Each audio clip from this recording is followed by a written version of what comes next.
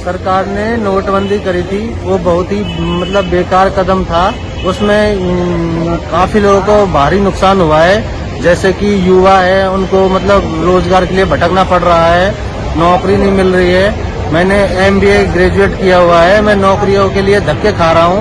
मैं विपिन गुप्ता, छोटी बेरिया, मैं किराने की दुकान करता हूँ और जब से नोटबंदी हुई है, जब से छोटे व्यापार पर काफी नुकसान हुआ है, इससे कोई लाभ समझ में नहीं आया हम लोग। बंदी को 4 साल हो रहे हैं, व्यापार पूरी तरह ठप हो गया है। दीपावली का त्योहार है मगर बाजार में कोई रौनक नहीं है। आदमियों के पास पैसे खत्म हो गए हैं, जो व्यापार धंधे करते थे, रोजगार करते थे, उनके रोजगार खत्म हो चुके हैं। इनकम आय के साधन गरीब लोगों के नहीं, गरीब लोगों से ही हम लोगों का व्यापार चलता था। आज बाजार में बहुत मंदी है, 4 साल से बहुत परेशान त्रस्त है जनता।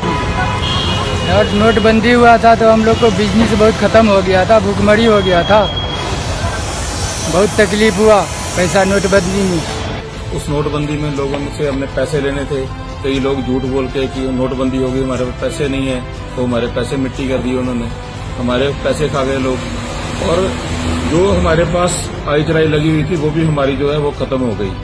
99% जो नोट थे वही फिर रिटर्न नहीं हो गए, तो उसका कोई ऐसा फायदा तो नहीं, कोई इसका फायदा नहीं है। कोई अपनी GDP भी इससे शायद लॉस नहीं गई थी 1.5 या 2%।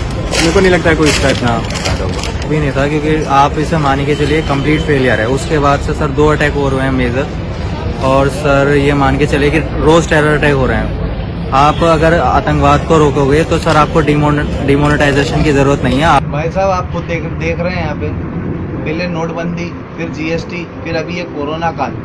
अभी इतना बड़ा सीजन है दिवाली का, व्यापारी अपनी कुर्सी छोड़कर काउंटर पर बैठा है ग्राहकों का इंतजार करता हुआ।